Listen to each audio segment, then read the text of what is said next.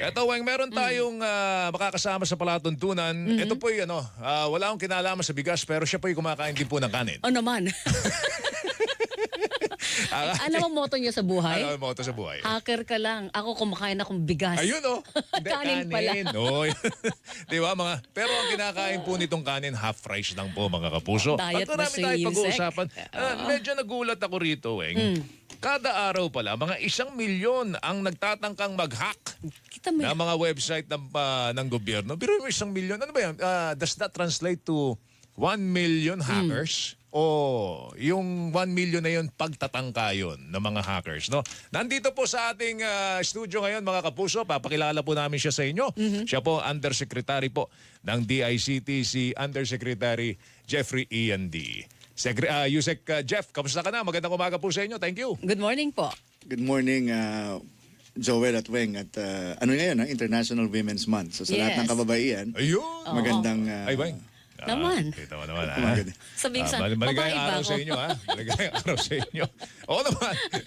Ito nga, gusto ko malaman ito kasi marami tayong mga issue. Yung mga IMSI catcher. Yes, Tapos yung website, yung nagtatangkang pumasok po sa ating mga website. Mga 1 milyon daw kada araw ang nagtatangka po niyan. Give us more details on this, Yusek. Ano ba itong detalye nitong balitang ito? Oo. So, gusto ko lang i-clarify. No? Nabibilang nyo pala yan. Ang galing mo magmata.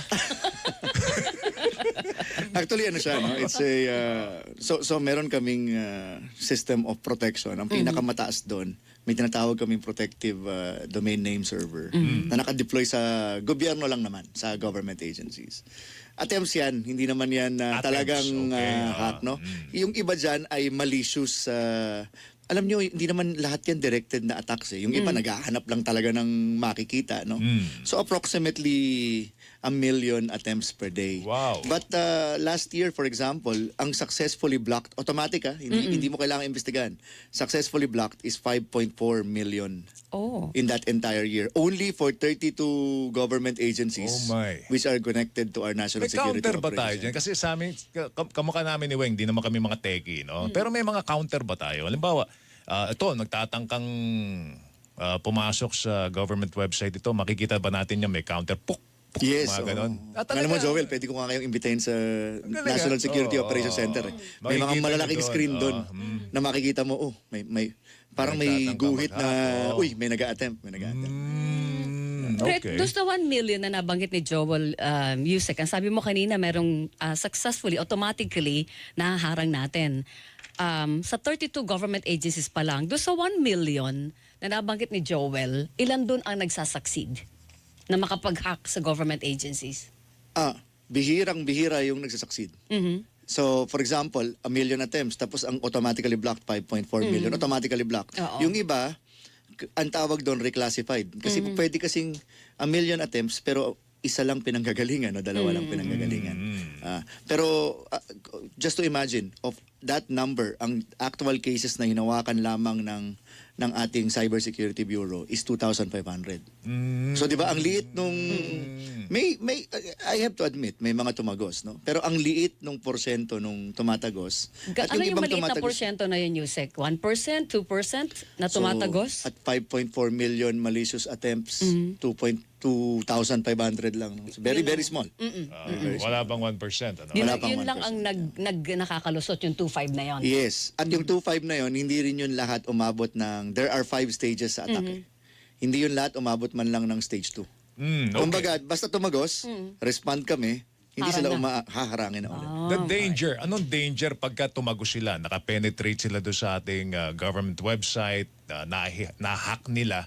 What's the danger for the Filipino people? Kasi recently, di ba, Weng, may nang-hack ng ano ba tawag doon? Yung mga datos ng PhilHealth. Ang dami nun. Yung mga information Meron ng din ng mga members, PNP, di ba? oo. Oo, pumasok, na-hack nila. At ewan ko kung, ano ba yun, ni-ransom ba yun? Yung... Hindi tayo Yung data? nagbayad ng Hindi tayo nagbayad, ng pero ransom. may nangihingi, no? Di ba nangihingi? May nangihingi, sila? yes. Para yung Lagay sa dark web. hindi nila pakinabangan yung mga information, pero the danger pagka napasok na penetrate ang ating website, Marami, Joel, no? Siyempre, ang malapit sa bituka ng sambayan ng Pilipino, ang danger niyan is makukuha yung datos natin. Because one of the largest processors of data is government. Lahat tayo, members either ng SSS o ng GSIS at ng PhilHealth at ng Pag-ibig. No, makikita nyo naman sa payslip yan. Oh, so, lahat, yeah. so lahat tayo members niyan. So automatic agad na lahat tayo meron tayong danger. data that is being stored sa gobyerno. That's the first part, no? Pero yung mas importante, remember that also government has a lot of documents that are related to our national security in which we keep confidential.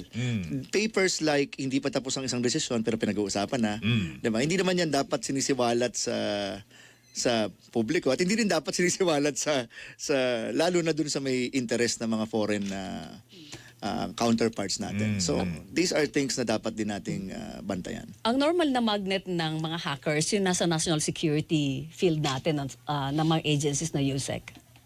Actually, maganda yung tanong mo, Weng. No? Karamihan sa hackers natin, yung million na yon, Opo. wala talagang target. Naghahanap lang sila ng weakest link. Parang scan. Uy, mahina ka. Ganun na ginagawa nila. Pero tama ka, Weng. Yung talagang targeted, so of the 2,500 that we handled last year in 24, no? Meron kaming 60 na hinandle na ang tawag ay advanced persistent threat. Yan ang targeted. Yung 60 cases na hinandle namin last year, lahat ng mga importanteng ahensya na nakikita nyo sa dyaryo, kasama kami. DICT, tinarget niyan. Tinarget niyan ang DENR, tinarget ang DA, tinarget ang Office of the President, Armed Forces, pinaka-common target, PCG. Coast Guard. Coast Guard. Alam na natin kung sino tumatarget, ano Okay.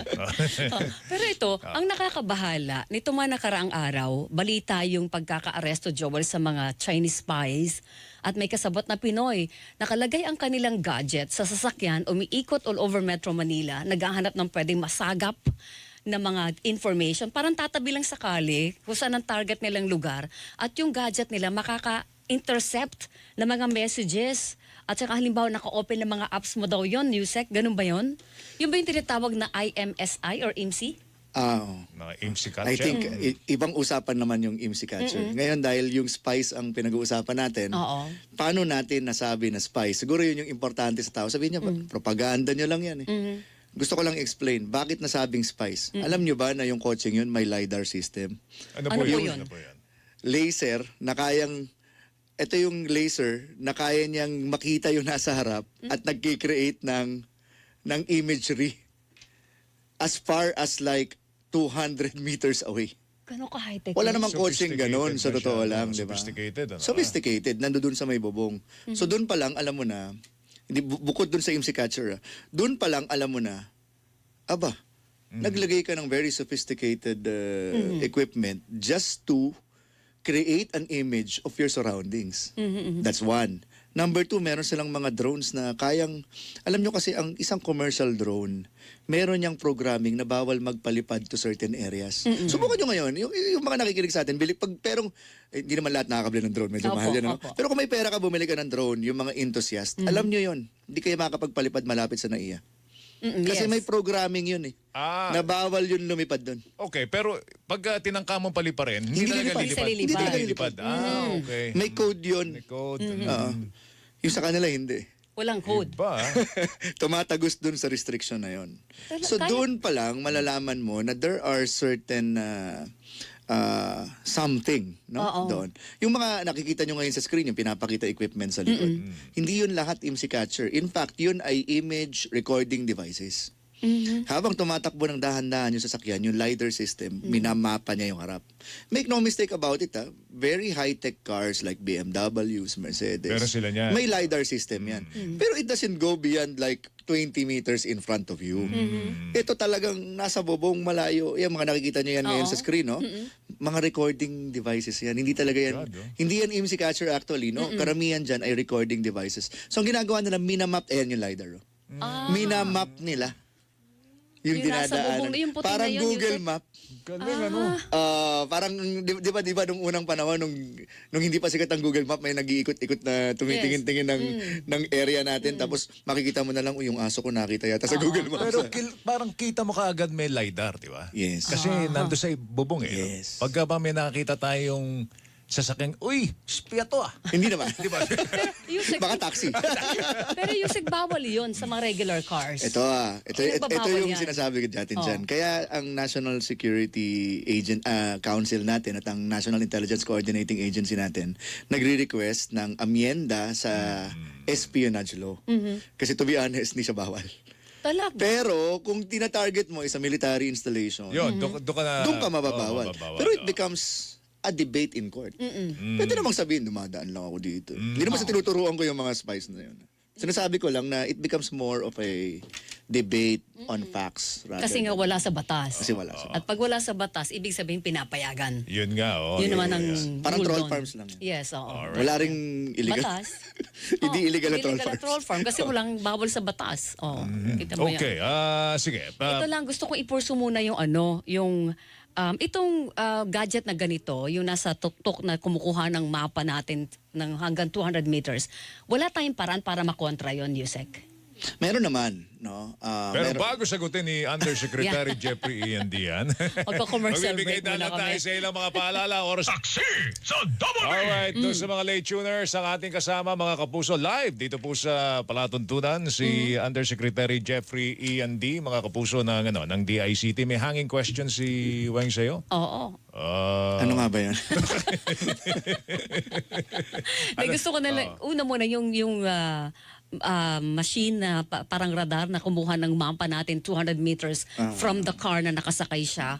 May paraan ba tayo para lidars. makontra po yon? Yung lidars na yon? Light. Meron. Pero you'll have to cover your... meron kasing mga parang... para siyang kumot. Na kinakailangan mo i-cover yung, halimbawa, yung base. No? So, i-cover mo siya, no? Na para pag nakita niya, nako-confuse yung... Kasi yung imagery na yun uses lasers. Nako-confuse yung laser. So yun yung pangontra natin, kumot. Kumot na. Parang ganon. Walang high-tech na May mga paraan. ganon din naman tayo in certain very... Walang high-tech na paraan doon, Yusek? Hindi, yun talaga yung panglaban doon. Kumot talaga, kumot talaga. Wait lang. Yaring Batangas pa. In FYI, lidars are 200 meters, pero pag dinagyan mo ng teleskopyo yun, umaabot ng 1 kilometer more. Seryoso? ganon, matindi, no? Bakit? Hindi pala biro yun, ano? Hindi biro yun. Doon ako Okay. nagwo-worry sa IMSI or IMSI. Yung IMSI, Yusek. yung catcher Yung na yan. nakakatakot kasi pwede na makuha pati yung mga data na cellphone mo. Halimbawa, mayroon kang online banking app, pwede ba makuha yon? Yung iyong mga e-wallet app, yung laman nun, nakukuha din daw yung ganong data. Pati na-intercept ang mga messages natin, Yusek. Okay. Ang gandang tanong niyan at sikat na sikat yan. Ano? Alam nyo, unahin natin yung definition. IMSI catcher. Yan ang rinig ng taong bayan. Pero actually, maraming pangalan yan. Ang pinaka-technical na pangalan yan ay fake base transceiver station or fake BTS. Yung iba ang tawag dyan stingrays. Isang device yan na nagmumukhang Wi-Fi na malaki. Maraming antena. Pwede rin gumawa ng... yung antena, regardless, pwede yung rectangular na puti, pwedeng mga ganyang katataas na mga patusok na ganyan. Yung IMSI catcher, tama ka, Weng. No? Pwede siyang mag-intercept ng SMS message. Pwede rin siyang mag-intercept ng calls. But let me be clear, no? In our current technical evaluation, it can only do so sa 2G or below. So, tingnan nyo yung cellphone mo. Pagka naka-LTE ka na, naka-5G ka LTE, na. 5G, 4G, or 3G. 3G. Hindi. Although there are rumors, which we have not yet confirmed, that there are some, pero multi-million pesos na ito, no, na kaya yung 3G. Pero wala pang makagawa sa 4G, 5G, LTE. So yes, kaya niyang intercept. Kasi ang nangyayari, imbis na, alimbawa, yung lihitimong tore is 1 kilometer away from you. Ikaw naman, simpleng tao ka, no? Kumakain ka lang sa isang fast food chain, 'di ba? Biglang may van na tumabi sa'yo. Yung van na yon, ang nakasagap na signal, imbis na yung base station, ikaw. So, anong nangyari? Yung van, nakikita niya ngayon yung communication nyo. Yun ang trabaho ng isang fake base transceiver station. Okay. Anong pangontra doon? Actually, napakasimple ng pangontra pero mahirap implement. Isa lang ang pangontra doon. Umot. Hindi na. Hindi na kumot. Ito yung diniscuss ko minsan na sinasab na nag-uusap kami ng telco. Oo. Kailangan na nating i-retire ang 2G. Kasi baka mamaya niyan kapag Meron pa bang gumagamit ng Uy, Meron oo. pa. Meron pa rin. Pansinin mo yung yung telepono mo, minsan nagiging E pag wala ka signal. Yes. Yun ang oo. 2G. O hindi, mas mababa pa yun, 1.5 yun. minsan nag-GG. Nag-GG. nag-E. Nasa signal yun. Nasa signal yun. Ay, Yun ang signal mo. No, ibig sabihin, kahinaan ng telco yon, hindi ng telepono o dahil Di naman- cellphone din. Di naman mahirap namang sabihin kay naan ng telco. The reason bakit may 2G pa rin is because we lack 60,000 towers nationwide just to reach the tower density of Vietnam. Eh, dahil kailangan natin ng more coverage, ang 2G kasi mas malayo ang bato. Kaya 2G pa rin ang ginagamit ng mga telco. Kaya nga dapat pag-usapan na namin yan. Hindi ko sinasabing bukas mangyari, bukas matatanggal ang 2G. Sinasabi ko lang, kailangan simulan na natin ang pag-uusap kailan ang transition para matanggal ang technology na yan. Parang long overdue na tong usapan na to, Yusek. Oo, yung 2G, 2000. Sa Pilipinas na lang. pa yata. Sa Pilipinas na lang ba may 2G? Hindi naman. Marami pa namang may 2G, pero sa ibang mga tulad ng Europe at saka ng US, mas marami na silang 5G, 4G. So yun ang solusyon doon. Okay, ito lang napapansin lang natin habang nagdadaan ang mga panahon, gumaganda ang technology. Tumitindi rin ang mga scamming, tumitindi ang 'di ba? Tumitindi yung yung paniniktik na yan sa atin, kung ano-ano pa. Ang endorsement o recommendation ng DICTs for all the agencies to have a cybersecurity unit para daw malabanan Correct. itong mga hindi nyo ba kaya talaga mag-isa? Hindi. DICT? Hindi. Ako, aminin ko naman. Ang trabaho ng DICT ay gumawa ng framework upang mas madaling makapag-implement ng lahat ng government agencies. I think that's where we need to strengthen our capabilities. Create a framework and then give a direction. Tulad ng ginawa natin sa National Cybersecurity Plan, which is Executive Order 58 of the President. Hindi namin kaya yon kasi sa dami, nakita mo naman million. Sa dami, kailangan lahat tayo maging mas aware. In fact, sabihin ko na rin, Joel, nagbago na. If nung 2023 ang number one attack vector is ransomware, nung 2024 ang number one attack vector na ngayon ay info stealers. Opa. Ano ang info stealer? Pag nag-type ka ng password, nakikita nila. Talaga, nakakatakot. Di ba, ikaw nga, nakikita mo ng asterisk. Correct. Asterisk. Correct. Ito mismo yung Kung ano yung prines mo sa keyboard mo. Talaga. Ay, ano tawag dyan? Info stealers Info or stealer. keyboard loggers. anong ang pangontra ulit doon? Huwag ka nang gumamit ng password. Yusek naman. Paano Yung may gagawin mo password ka doon? nga, vulnerable ka, hindi na Yan na, wala kang password. galing ng tanong mo. Oo. Nagiging ano na tayo ha? Lahat tayo gumagamit ng passwords, tama kayo. Yes. Pero tingnan nyo, naisip na yan ng mga technology providers tulad ng Android para sa Samsung nyo, Oppo nyo, Opo. at saka para sa iPhone ninyo. Pansinin nyo, meron siyang save passkey, tapos bigla, hindi ka na mag-type. Diba? Pag nakita niya yung face mo, ilalagay na niya yung password mo. Yun ang pangontra doon. Kasi hindi ka nag-type. Ang nakikita niya yung keystroke mo. So, halimbawa, tinype mo, password, PASSW0R. Nakikita niya yun. Pero kung hindi mo ginawa yun, kasi wala siyang mananakaw. Wala siyang mananakaw. Paano Kasi- Yusek kung face recognition or fingerprinting? hindi niya mananakaw yun. So, mas safe yun. Mas safe yun. Huwag na kayong gumamit ng password, mag-face recognition na lang kayo. Pero yung mga Delikado low... yung face recognition eh. Bakit? Basta. May pinagtataguan ka, no? Paano yung mga low-tech na cellphone na... di ba, hindi kasing high-tech ng mga high-end na Android at saka ng iOS.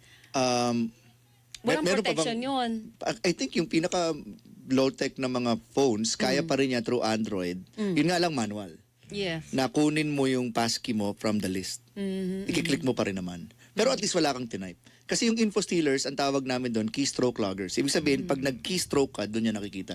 And yung mga sinasabing hack recently, hack Comelec, hack PCO, kung ano-anong lumalabas na mga hack, actually, hindi talaga siya, well, it's still a hack, pero ang ginawa nila, nagbayad sila credit card, tapos nakita nila yung listahan ng mga nanakaw na sa mga email yan eh. Hindi, no?